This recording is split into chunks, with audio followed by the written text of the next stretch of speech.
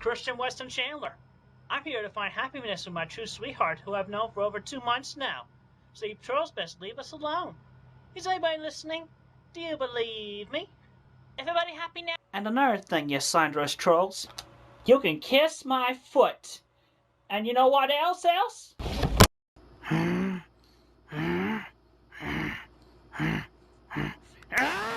Kitty, kitty, come here, kitty. Kitty.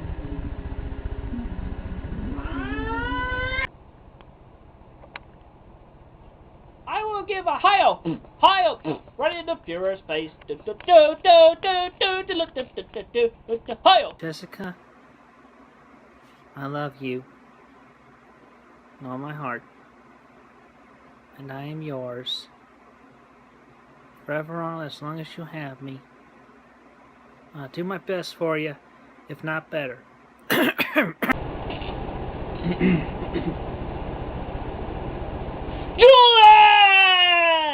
Welcome to the Chris Chan Files. We're warning that this video is going to be relatively sad, and only by the end get darker and darker and darker. Unfortunately, for the last decade, there has been a lore behind this individual. This lore goes so deep that there are channels on YouTube that are dedicated to documenting every aspect and summarizing everything that has been going on with this individual for the last almost 10 years. Obviously, I'm not going to be covering every aspect of this. I'm going to be covering what's most relevant and some key events that kind of set the tone in order in which these events occur from the start to the very end, all the way up to his, her, they, them, the arrest. This is just one of those individuals that has so much lore that goes so deep and so long that honestly I would hope that something like Netflix or an actual documentary company could come along and make this out of a series, because there's that much content and that much stuff to sift through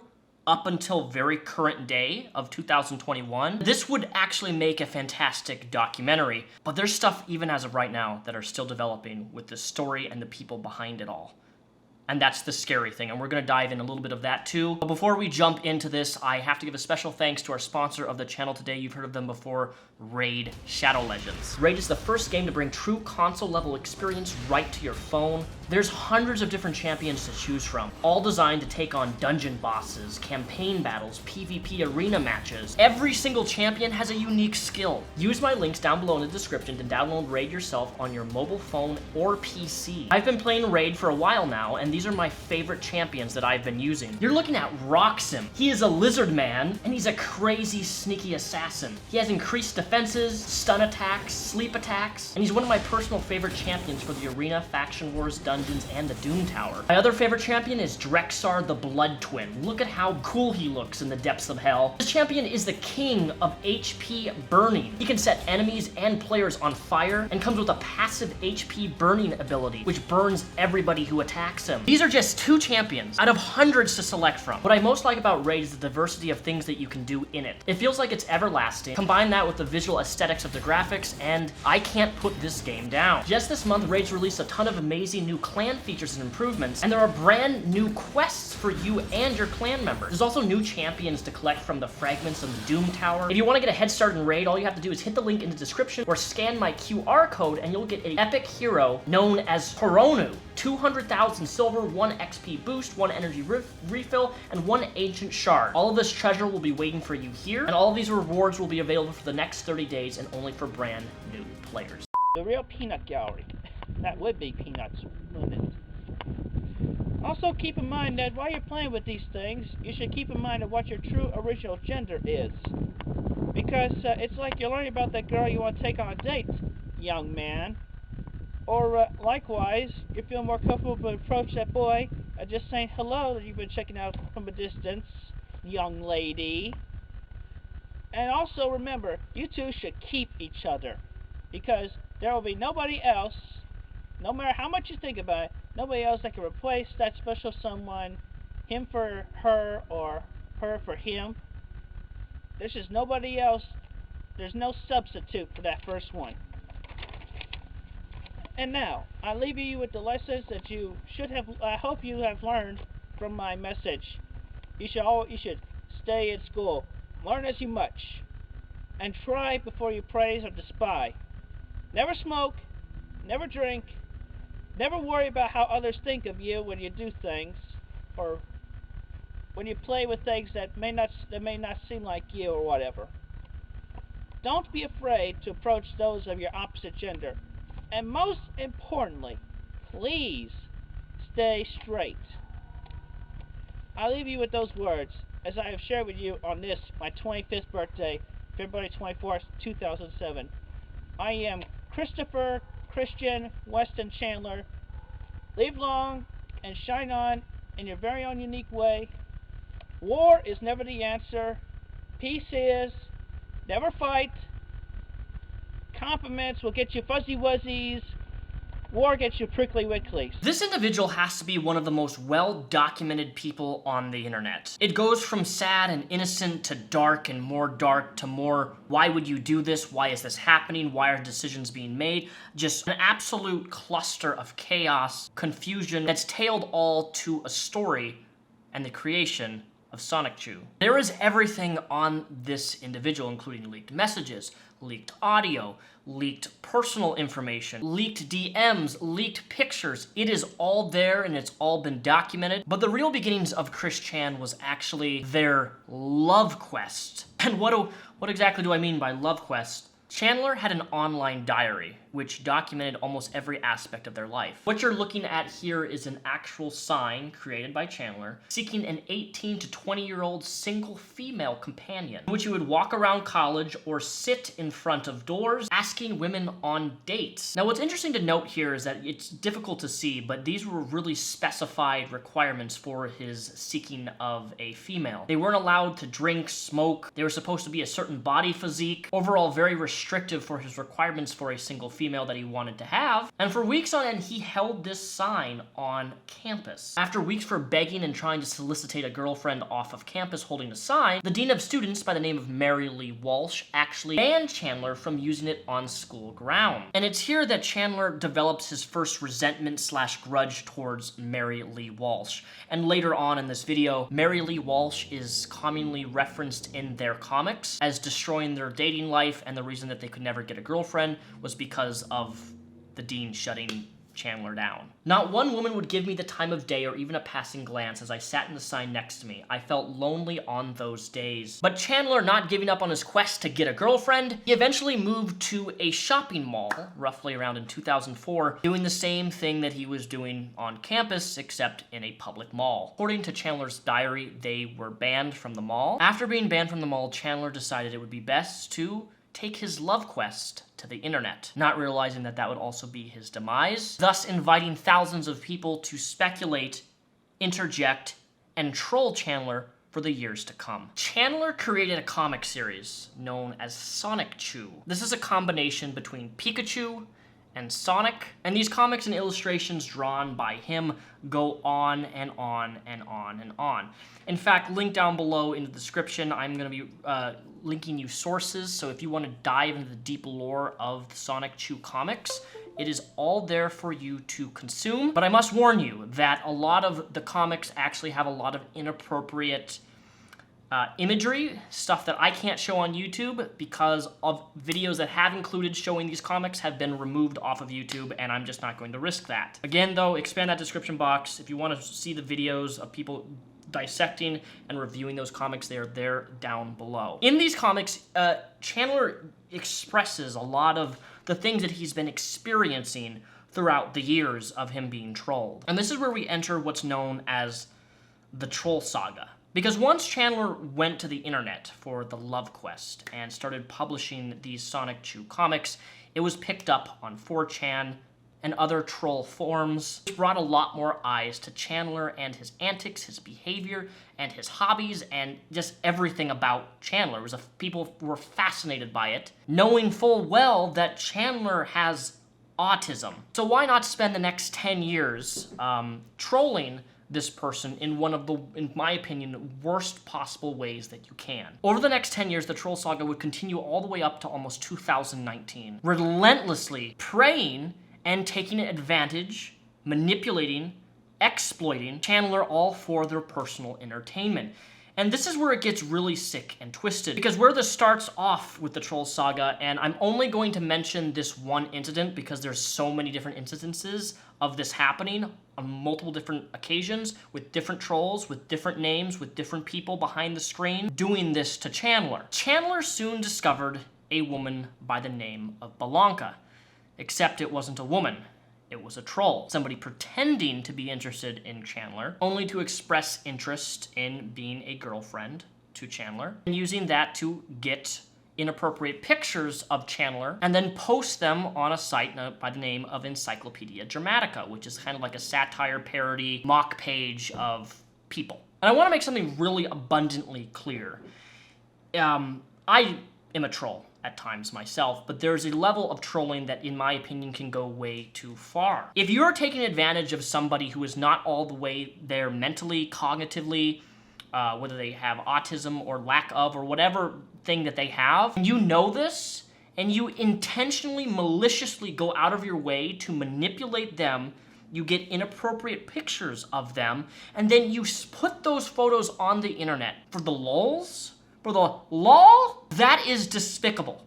I can't fathom how anybody can be so cruel to do something like this to anyone, especially knowing that they have autism, especially knowing that they're not all there in the head, especially knowing that they are extremely sheltered, especially knowing that they don't know how to socially interact. Chandler describes this as being one of the worst weeks of his life, finding that these inappropriate photos were posted of him, but most of all, that Balanka was not who she said she was. But this is where it continues on for years. Because leave it to trolls to then target Chandler yet again, and that wasn't the real Balanka. The troll posing as Blanca convinced Chris to mail her his one and only Sonichu medallion. The troll then revealed his true colors and filmed himself destroying the medallion by chopping it up, lighting it on fire, peeing on it, and submerging it in a jar of pickles. Chris hates pickles for their phallic shape because he is 100% straight, guys. Despite this, Chris refused to believe Blanca wasn't real and thought that her mail was stolen. He made a new medallion out of Crayola model magic and told his fans that Blanca mailed it back, which was an obvious lie. A different troll then took up the identity of Jimmy Hill and claimed that he was the true inventor of Sonichu. He told Chris that Chris was in violation of his copyright and to cease claiming that he made Sonichu. This gaslighting failed, and Chris simply got angry. Trolls tried to convince Chris that Jimmy Hill was making a lot of money selling Sonichu merchandise in Europe, and Chris, who was obviously not making any money, got even angrier. Let me tell you something, these trolls set up a fake MySpace page of this person to try to prove the validity of their realness to Chandler, which actually leads into the next troll, which was setting up Chandler on a real-life date with a woman by the name of Emily. Emily wasn't there to actually go on a date with Chandler. Emily was there to record, mock, exploit, manipulate, and use Chandler for their own entertainment for the lulz. Yet again, they met up at the mall, and Chandler's dad came with him. If you want to hear the full audio, it is linked down below in the description. Eventually, the dad gets up, and Emily and Chandler have some alone time. He's got a PhD and he's working somewhere for the federal government and all this math research. Not very good at math. I'm not that. That's I'm good why. at logic, but not at math. I'm good at math. He's not good at math when it comes to managing money. Any particular reason why you're dressed up like that? Come on, Emily. What? Oh, hey, maybe Wait. you want to go with me. Huh? You wanna go see Watchmen? No. Lots of, Wait, what's wrong? Man in the pickle suit.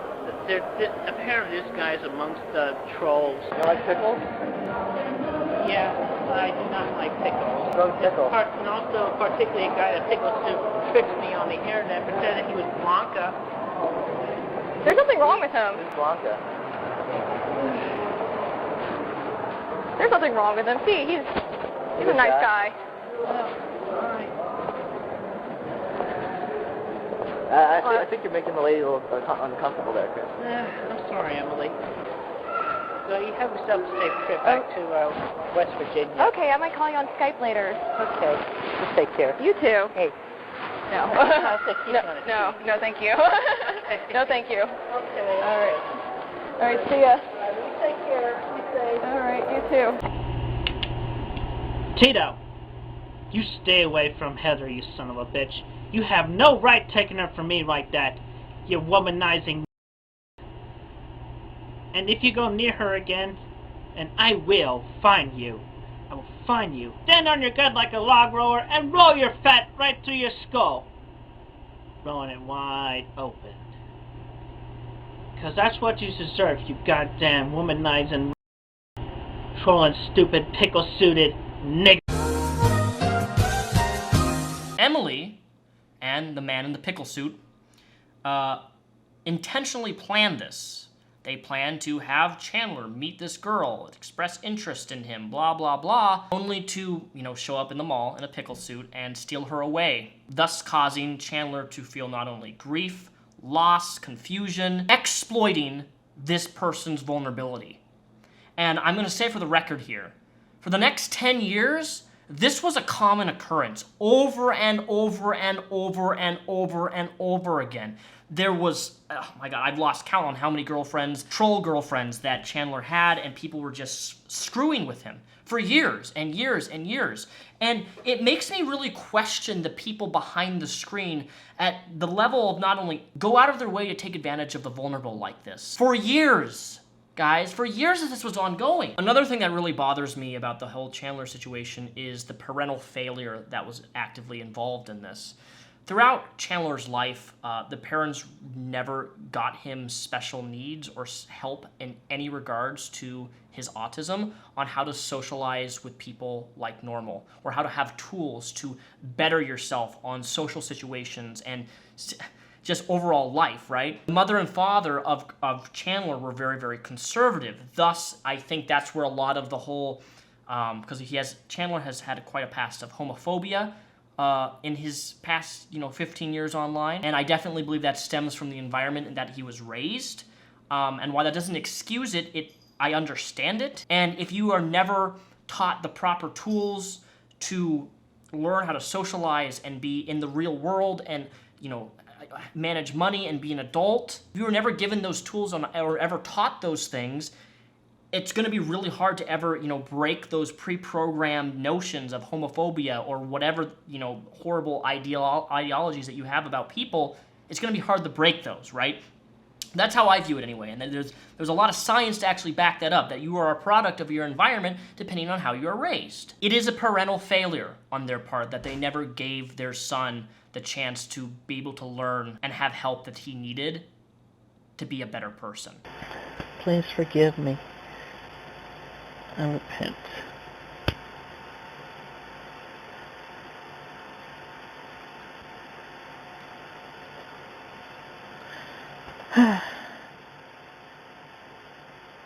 Ivy, I devote my heart, my soul, and my virginity, everything. All that is only for you. But sadly, for years to come, the troll saga didn't end. These trolls convinced Chandler that he was bisexual. They also heavily influenced his comic writing of Sonic-Chu and his other character that he created who are love interests. So, sing the whole 9-minute something song. And another thing, Chris, your real name, as I have been told by Casey, is only Chris Chandler. No chin, no defer, just Chris. So, admit that. And another thing, my name is not Ian Brandon something!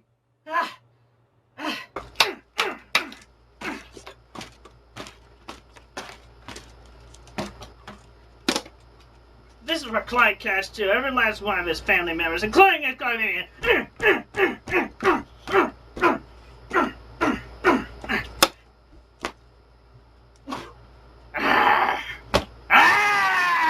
Short to say that these trolls affected his life in a very, very, very negative way until we reach the point of where Chris has full-on committed a crime. And if you have been not paying attention to the news recently, Christine, as they now go by that name, was recently arrested. Get up, Christian! Give them up! Save yourself, girl! Magic Chan will help you! You're beautiful! Go to church! You are. I think so. Really are. Yeah, you appear to be compliant. Your goddess blue heart, and I continue to stand strong, and I maintain everything with quick fill in my Sonic shoes and rose shoes and everybody. Yeah, you're live to about 3,000 people right now, Christian. How do you believe? Well, don't. You're taking everything in stride. You said you're doing good? Yeah, I keep in good faith. Everything is going to work out. Doing good, feeling. Why, you may ask? Well, it just so happens that Christine Ard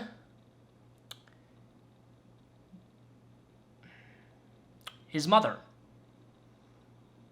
Christine's mom is 80 years old. She has dementia. So not only is this like a double, a triple of screwed upness, but there's actual video documentation of the mom on the internet in which Christine forced a camera in her face, propositioned her to promote his eBay page to funnel in money so that they could pay their mortgage, and you can see clear as day that she is not all there cognitively. I mean, how could she be? She has dementia. She's 80-some years old, and they're now being hurt by their own child. How? My name is Barbara Chandler. Here today we have 4 blankets, or one of them is the bedspread. Anyway, we would like for you to contact us through eBay and make a purchase of one of these blankets. Or all 4 of them. Or all of them if you would like. We need the... My name is Barbara Chandler. I am autographing pictures to be sold on eBay. Thank you for buying. We appreciate it. Bye-bye. Wait. We tell them to buy the other things as well, aside from that. It will help us to buy food for the rest of the month. Thank you. And buy everything else from Christine Chandler on eBay. Thank you. Definitely the high-ticketed items as well. Gee. We are in need of donations for food. Please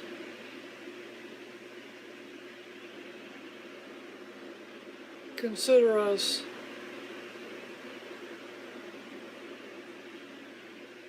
Thank you. Please buy our comic books. We need the money for a mortgage.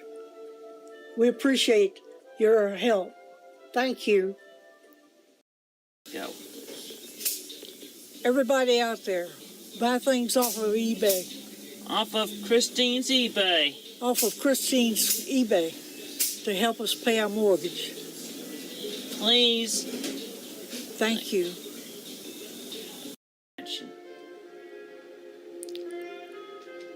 Action. Hello, my name is Barbara Chandler.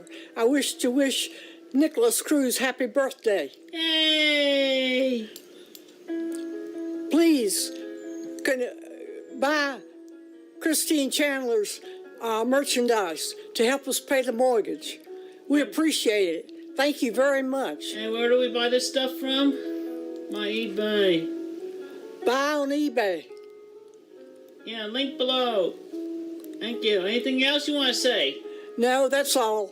Have a good day. Thank you. This is absolutely revolting to me. And there's no excuse, there's no justification for somebody taking advantage of the elderly. Ever. What you're looking at here are actual text messages confirming of the action that Christine committed on their mom. I'm not going to read these out. You can pause the video, you can look at these, you can read them as you want. But here's what's even more screwed up, is that there's also an audio conversation confirming what happened, which is what led to their arrest. I didn't even think that, I knew that you guys had a good relationship, but I always thought, because I'm not huge on Christery and, you know, whatever, I just thought that the whole Sonetry franchise was very interesting, and that's how I got into you when I was younger, right? But I didn't have any idea that Barbara was, that Barbara and you had that sort of relationship. I never got any of those vibes. But how did you approach her? I approached her with care and caution. Mm-hmm. And it was a time approach. So I just gave her comfort and talked with her, and we just branched out slow and steady. And then I encouraged her positively, let her make the first move, she wanted to do it. And Oh, she did? Really? She made the first move? Yeah. Oh, really? Wow, Barbara. How did she do it, if you don't mind me asking? What was the first move? I don't remember exactly. Well, that was her first move, but my approach was...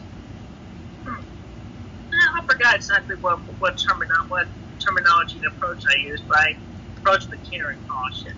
That's good. And I was direct and upfront with her for the most part. That's good. And how did she respond when you approached her? What'd she say? I don't remember exactly what she said, but it was I think she was partially confused at one point, but then she came around, obviously, with the more approaching that I was doing with her along the way. Right. So she got into it. How was the first kiss? You kissed her? How did that feel? Having known this woman for your whole life, how did that feel? Oh yeah, I mean it was simple lip to lip kiss contact, but yeah, it was actually good and it felt right. When did you start having feelings for Barbara? Obviously for a long time. I mean, I remember even mentioning some time ago in one of my videos that I even had dreams where I had sex with her, obviously. Really? So, yeah. Yeah, but yeah, that's right. The Oedipus complex. Oh, Oedipus, that's right, yeah. Yeah, that's right. How, if you don't mind me asking, I know that's probably personal, you have to answer, but how is the sex? I'd say it was satisfactory. It took a while. It took a few tries to... It took a few tries, yeah. She is older. And plus, also, she's very understanding about the whole thing as well. I was direct with her, still direct and honest with her. I made sure that obviously, I'm never going to propose marriage to her at all because we're already daughter and mom. Yeah, mother and daughter. You know, they say there's no stronger bond than a mother and her daughter. Sorry? We've been doing it every third night, and the first night being on June 27th. Oh, you have a routine? Oh. Yeah. Well, at least you have a stable relationship, because you know it's not going to end. Like, if anything happened, you'd still be mother and daughter. It's not going to be explosive breakup, right? At least that's comforting. Yeah. Yeah. So you said since June. It took us a few nights right. It took us a few nights to figure out what felt right and what didn't feel right. And does your mother enjoy it? She's having a good time, literally. She is? She's having a good time? Especially what we figured out. That's good to hear. Do you guys act more like mother and daughter, or do you guys act more like, lovers? When, say you come home from, the supermarket and you see Barbara, would you say, hey, sweetheart, or do you say, hi, Mom? Yeah, I haven't called her Mom in quite some time now. Oh, really? So, yeah, I'm more often calling her love at this point. But you recently started dating Fiona, isn't that's true, right? In an open relationship? Yeah, it's between Barbara and I, it is an open relationship, and I made that very clear with her. Right. Is Barbara dating anybody else? Not. No? But she's fine with you dating other people, right? Yeah, she's okay. With the events and everything, and I was feeling like I really needed a sensual release. Mm-hmm. And not too many individuals this side of the arc were coming up to the plate right there. So, and then everything was coming into good alignment, and right. It was good. The signs were all there, and even Emmanuel, God, just said it was okay, and it matched and got me towards it. God said this is okay? Yeah, then you don't have anything to worry about if God himself said this is fine. Yeah. And so yeah, I gave it lots of time for myself. I was like, okay, so I'll take a dive for it, so... But how did this happen? How did this come about? Well, among which just mainly I was really, really horny, and I needed the true and honest relationship to come about, so obviously this was one of the best ways to do it. And it just so happens that the person who recorded this phone conversation has quite a past of herself. The internet has been blowing up in the last few days about this girl. That she may even have played a part, allegedly, in manipulating Chris Chan to commit this act. But considering that she herself, even after the admittance, didn't report this to the police or anything, given her past of, allegedly boiling her hamsters alive, given her past of allegedly having a strong desire for the smell of poopity-poopity-poo, given her past of trying to get somebody who's trans to take their life, given their past of absolute neglect of their cats and letting them live in horrible conditions and enjoying the smell of cat stinky, stinky doo-doo. I know that sounds childish, but there's just certain phrases I can't use on YouTube. All this stuff has been coming out with leaked messages, pictures of this girl, which is why the internet has been now speculating and trying to figure out, was she involved in helping or encouraging Christine to actually commit this act? We don't really know, and again, this is all alleged at the very end of this. It definitely raises some concerns, because if that is the case, then she should also be culpable and charged with encouraging somebody and manipulating somebody to commit a crime who isn't sound of mind to begin with. So you have possibly another person involved in this, but what we do know is that she didn't report it to the police. Somebody else leaked this, and it wasn't her, and that definitely makes me question if they had some sort of involvement in this, because why wouldn't you report, if somebody came to you and said, hey, you know, I did this crime, this horrendous crime, why wouldn't you go to the police? Or why wouldn't you be the person who leaked that, you know, I don't understand. There's no excuses, there's no justification, it doesn't matter. Christine is trans or isn't trans, or is autistic or isn't. There's so much debate happening on the internet right now about this individual, on whether they committed this crime because they're trans, or because they're homophobic, or because they have autism. And let me just say for the record, stop with that stuff. Those things have nothing to do with somebody committing a crime. And if you try to push a narrative, some sort of political or civil rights against trans people using this as an example, shame on you. There's a lot of heavy debate right now on Christine, because originally they were going to go into a female prison, but because Christine is biologically a male with a pickle, they have now been placed in male prison. I'm not gonna sit around and argue whether that is or isn't okay. That's not a conversation I wanna have. I just know that a crime was committed and they have to be held accountable for that crime that they've committed on the elderly. And things are still developing as of right now. Stuff is still ongoing, so I can't comment past that. And that's all I really have for this video. There is so much stuff that I left out in the context and story behind Christine. All those resources, if you want to dive deeper into the lore, is linked down below in the description. This is a summary of things that I find to be most relevant and prevalent. And outside of that, well, I'll leave it up to you. Thank you for everybody who's watched this video all the way through. All my socials are linked down below in the description. And I'd like to remind people that I have a gaming channel, Repsy Games, linked down below. I will be posting a full Let's Play of Bloodborne relatively soon on that channel. That genre of gaming is not my specialty, but I am going to beat Bloodborne, and you're gonna see it happen on YouTube.